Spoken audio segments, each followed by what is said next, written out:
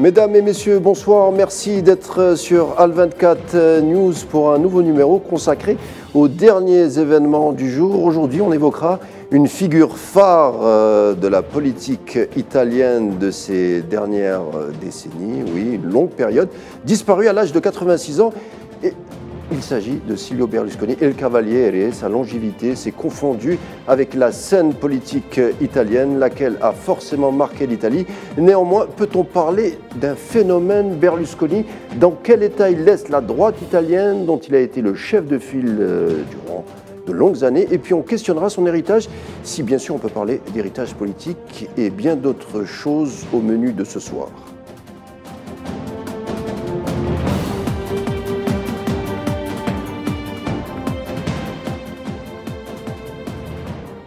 Pour le moins qu'on puisse dire, et que le personnage ne laissait pas indifférent, une longévité à toute épreuve, 3 fois président du Conseil et parlementaire aussi durant une décennie, entrepreneur à succès, figure tutélaire du club Milan AC. Il a bâti un empire immobilier médiatique en Italie et parfois ailleurs. À une journaliste qui a fait allusion à ses démêlés judiciaires, il avait rétorqué que l'important, c'était de faire parler de soi, en bien ou en mal, peu importe. Silvio Berlusconi, un grand communicant qui maîtrisait malgré tout son image, ou alors une figure politique à force de dérision qui a désacralisé dans la foulée la Repubblica, un peu des deux sans doute. Ce qui est sûr, c'est qu'au fond, Berlusconi était surtout une histoire italienne moderne. Pour en parler avec nous, j'ai le plaisir ce soir via Skype d'accueillir nos deux invités en direct de Paris. Gamal Abina, spécialiste des questions internationales. Bonsoir monsieur. Bonsoir, merci pour l'invitation. C'est un plaisir. Et nous avons aussi avec nous Badis Khanissa, président du think tank Émergence. Merci d'être avec nous ce soir. Bonsoir et merci pour l'invitation également. Alors, messieurs, Berlusconi, décédé ce matin, atteint, semble-t-il, d'un cancer ou d'une leucémie, ce n'est pas encore très clair. En tout cas, les réactions fusent de partout, de l'actuel chef du Conseil italien, Giorgia Meloni, du chef de l'État italien, Sergio Mattarella. Ses adversaires politiques lui ont, eux, également rendu hommage. Les anciens présidents du Conseil, Matteo Renzi et Mario Draghi, ont tous deux mis en avant le rôle crucial joué par Silvio Berlusconi dans la vie publique italienne. Le président russe Vladimir Poutine parle d'un ami cher disparu. Même le club rival de l'Inter de Milan lui rend hommage. Alors, je commencerai par vous, Badis Khanissa. Pour le moins qu'on puisse dire, Il Cavaliere ne laissait pas indifférent. Effectivement, vous le faites bien de le dire, mais au-delà de ça, c'est aussi quelqu'un qui a marqué les 30 dernières années, en tout cas de l'histoire politique italienne, lui qui a cassé les codes du politiquement correct, qui a cassé les codes aussi, notamment de l'exercice politique en lui-même, qui, faut-il le rappeler, est rentré dans la scène politique tardivement, à l'âge de 55 ans. C'est pour vous dire qu'effectivement, il a d'abord pu peut-être capitaliser une certaine expérience, comme vous l'avez dit, dans la communication, dans les médias, dans le sport. Donc il lui a valu cette expérience et qui a bien évidemment fait de lui non seulement une singularité en matière d'approche, puisqu'il a désanctuarisé quelque part l'exercice politique de la République italienne, mais surtout qui a donné un cap nouveau, cette fameuse révolution libérale qu'il avait promis à ce moment-là pour effectivement donner une nouvelle impulsion, une nouvelle dynamique aux Italiens qui étaient, rappelons-le, à ce moment-là, je dirais, en total désespoir. Donc oui, c'est un symbole de l'Italie, aussi une figure majeure de cette politique italienne dans laquelle il a su rassembler la droite en perdition, le Cavaliere, parce qu'il a su aussi reconquérir des territoires perdus, parfois des territoires historiques perdus de la droite. Donc il a su aussi créer ce consensus, même s'il était parfois d'une espèce d'approche maladroite, mais parfois même des déclarations à l'emporte-pièce, faut-il le rappeler, parfois en 2009, lors de sa déclaration un peu historique par rapport à l'État d'Israël et l'Union européenne, mais c'est du Berlusconi, c'est son approche un peu avec un langage direct, un langage sans formalisme, anticonformiste aussi de l'exercice politique, ce qui lui a valu cette aura auprès des Italiens et qui lui a valu aussi 3 fois président du Conseil italien. Alors justement, Gamal Abina, je me retourne vers vous. Peut-on parler du phénomène Berlusconi, cette espèce de figure de la politique avec une faconde qui semblait revenir de tout, avec un sourire narquois, ses frasques en tout genre, ses affaires judiciaires et autres qui, malgré tout, le renforçaient, paradoxalement, élargissaient sa popularité. Bah, si je veux, Berlusconi a une particularité, comme l'Italie d'ailleurs au demeurant. C'est un pays et donc c'est un système politique qui a toujours été un peu à l'avant-garde de la politique. On voit la France a influencé le monde évidemment par rapport à la République, mais l'Italie n'était pas en reste. Je prends l'exemple simplement de 1922, hein, quand les chemises noires d'un ancêtre de la nouvelle Premier ministre actuelle, Meloni, arrive au pouvoir. Hein, je parle donc du mouvement fasciste. Eh bien, à ce moment-là, on a déjà l'entame d'une politique nouvelle européenne, d'une vision nouvelle de la politique, évidemment, la création du parti fasciste qui va faire des émules dans le reste de l'Europe, Espagne, évidemment Allemagne, Portugal. Cette idée de l'Italie, c'est l'Italie proactive qui crée effectivement des phénomènes nouveaux dans le champ politique. Et Berlusconi n'est pas du tout un acteur étranger à ce phénomène nouveau, puisque lui-même a su et a fait en sorte qu'un homme d'affaires devienne un homme politique. Alors, par évidemment une stratégie très bien étudiée, puisqu'il a commencé d'abord dans l'immobilier, puis ensuite il s'est mis à avoir des groupes de presse, et ensuite il s'est mis, c'est un tycoon, à avoir des chaînes de télévision, la Cinque par exemple, qu'il a un peu transposé un peu partout dans l'Europe, hein, particulièrement en France aussi avec la 5, et il a su affirmer une image qui va faire des émules plus tard. On sait aujourd'hui que Trump est exactement le fils spirituel d'un Berlusconi dans sa stratégie immobilière et puis ensuite média pour arriver finalement au pouvoir suprême à la tête de l'État américain. On sait évidemment que c'est pareil en Angleterre, le Premier ministre est un homme d'affaires, donc l'idée de la politique qui se mélange au spectacle, qui se mélange évidemment au monde des affaires, c'est clairement Berlusconi qui va inaugurer cela. Et pas seulement, il y a aussi le caractère de la séduction par l'image, la séduction par les mots, et le fait d'avoir reconstitué, après l'opération main propre en Italie, une droite qui était moribonde. Donc Berlusconi a capitalisé 3440 jours à la tête du Conseil italien, ce n'est pas rien. C'est un personnage illustre qui a fédéré la droite et l'extrême droite, il ne faut pas l'oublier, parce qu'il ne faut pas non plus en faire un héros. C'est quelqu'un qui a une page sombre et c'est quelqu'un qui a beaucoup joué de la provocation, de sa superbe, de ces alliances qu'il a créées. Rappelons quand même, pour un homme qui était sur le déclin, 86 ans, il a quand même obtenu 8% aux dernières élections et ça a été le marchepied de Giorgia Meloni pour arriver à la tête de l'Italie. Donc on s'est demandé ensemble s'il y eut un phénomène Berlusconi, justement, vous en parlez bien, mais au-delà, l'homme jouissait quand même d'une popularité réelle, notamment dans les milieux populaires, peut-être pas au sud, donc anti-euro, contre les élites bruxelloises, anti-élites, comme il aimait se présenter, exagérément sans doute. L'homme était quand même élu démocratiquement, Gamal Abidin. Alors bien évidemment, l'Italie reste une démocratie, hein, depuis la Seconde Guerre mondiale, avec un parti communiste fort qui a été affaibli. Ils ont bénéficié, je parle de la droite italienne, du soutien américain. N'oublions jamais que Washington a toujours été très très proactif pour soutenir la droite et pour soutenir évidemment des mouvements qui sont anticommunistes. Donc ils ont bénéficié d'une montée en puissance de cela. Mais Berlusconi, c'est aussi l'un des tifosi italiens. C'était quand même celui qui a redressé le Milan AC, puisque c'est sa ville d'origine. C'est aussi l'homme du populisme italien. Il a retrouvé effectivement le principe un peu très, très mussolinien dans l'approche, dans cette façon un petit peu outrancière de parler. C'est l'homme de la rupture annoncée, mais pas réellement réalisée, puisque lorsqu'il est en défiance avec l'Europe, en vérité, même si l'Europe ne l'aimait pas, de toute façon, il rentre dans le rang, on s'en rend bien compte. Il a 3 mandats.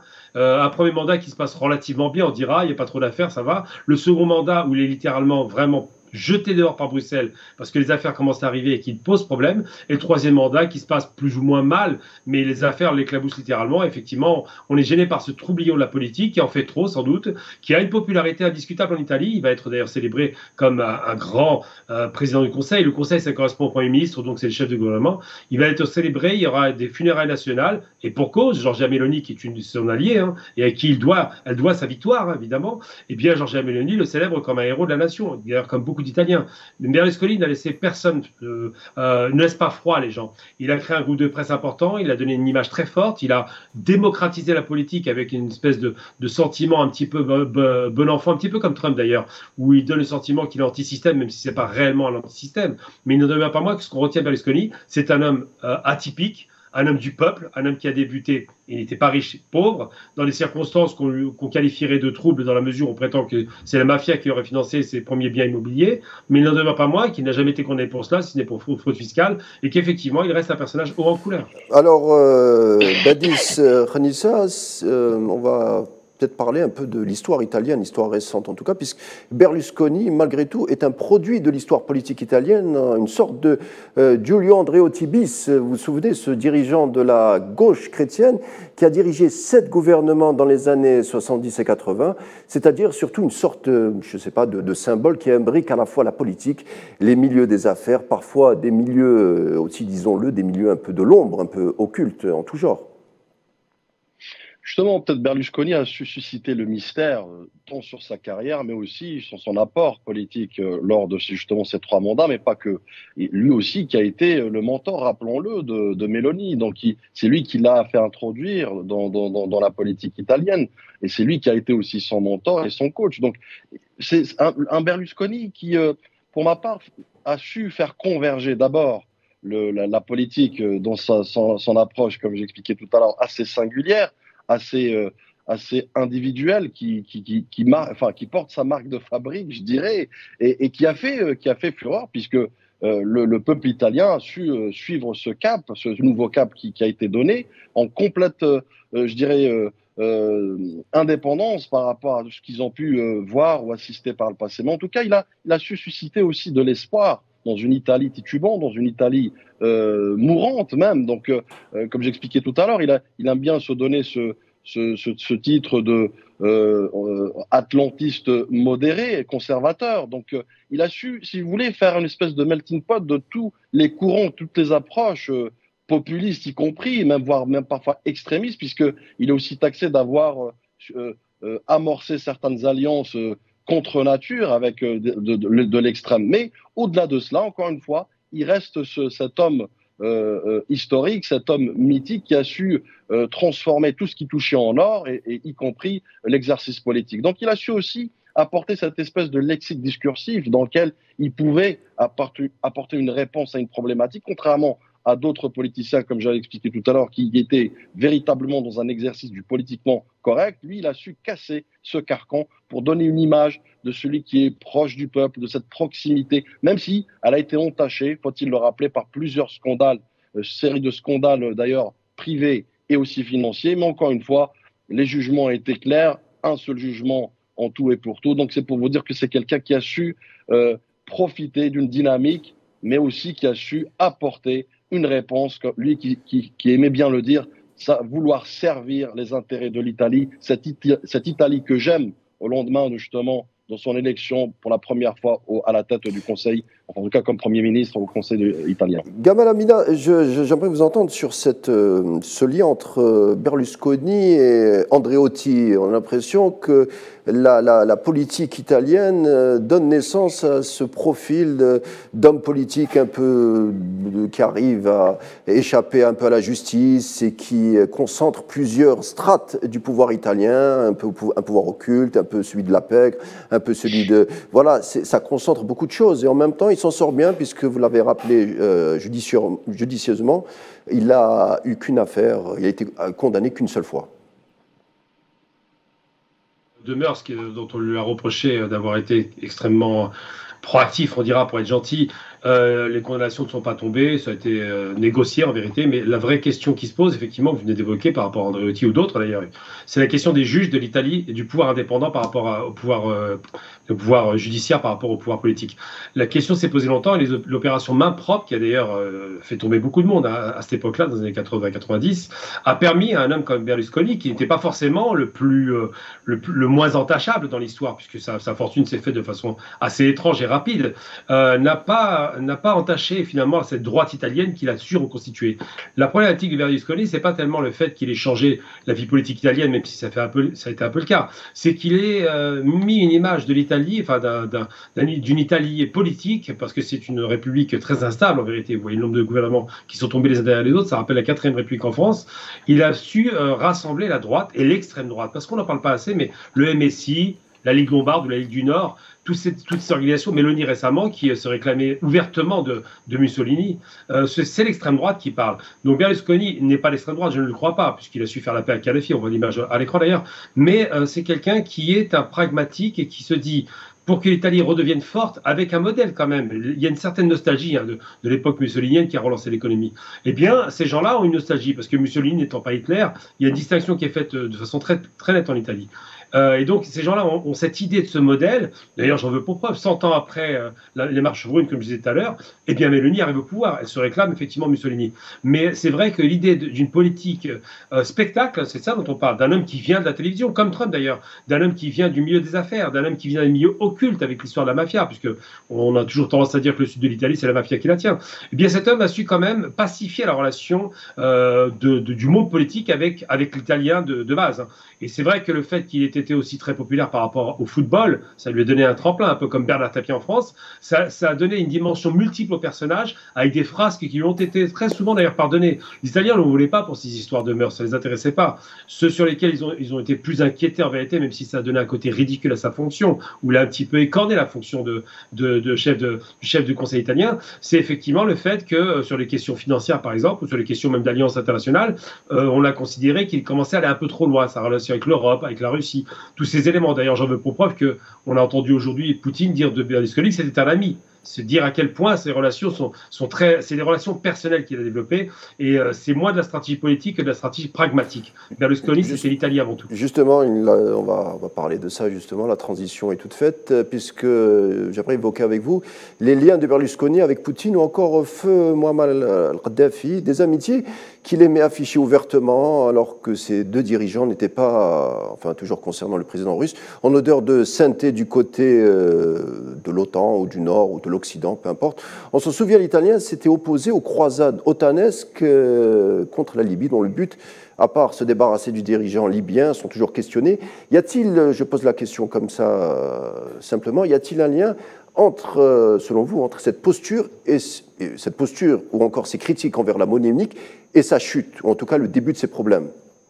Alors, il est évident, évidemment, qu'il y a des groupes de pression qui existent en Italie, parce qu'il existe des groupes de pression partout dans le monde, et que la relation qu'il avait avec Muammar Kadhafi, paix à son âme, était une relation d'assainissement de la relation libyenne-italienne. Rappelons-nous quand même que les Italiens ont conquis la Libye, ça a duré une trentaine d'années, avec la mort d'un héros libyen. D'ailleurs, rappelons toujours que le lion du désert, comme on l'appelait, Omar Mokhtar, est resté dans l'inconscient collectif libyen comme un héros martyr. Et donc, c'est vrai, Berlusconi, lorsqu'il va en Libye, lorsqu'il va voir Kadhafi, lorsqu'il sort la Libye littéralement en partie de l'isolement international, il tient des relations économiques, on les connaît, mais surtout des relations d'homme à homme qui sont assainies. À telle enseigne qu'il propose même aux Libyens, pour pardonner la barbarie coloniale qu'ils ont subi, de faire des réparations, je crois à hauteur de 5 milliards, si je ne me trompe pas, d'investissement direct de l'Italie vers la Libye. Donc c'est une relation qui s'assaignit, et c'est vrai que le fait de voir l'assassinat de Kadhafi, qui je pense avait une relation saine avec Berlusconi, et singulière, a conduit certainement Berlusconi, peut-être dans une certaine mesure, je ne vais pas rentrer jusqu'à l'idée qu'on l'a fait chuter volontairement pour ça, mais à être quelqu'un de mal vu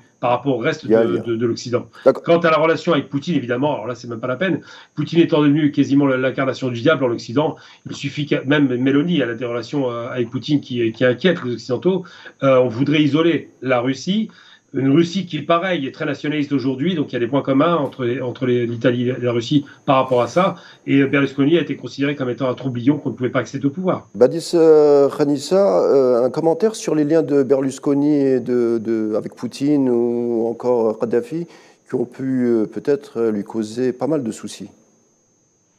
Non, comme ça vient d'être évoqué, effectivement, avec l'Italie et la Libye, c'est une relation historique, c'est une relation aussi affective, hein, puisque il y a cette profondeur, notamment, et effectivement, de colonisation, mais pas que. Il y a, par extension, ces convergences d'intérêts, tant pour Muammar Kadhafi que pour Berlusconi en matière d'intérêt économique. Hein.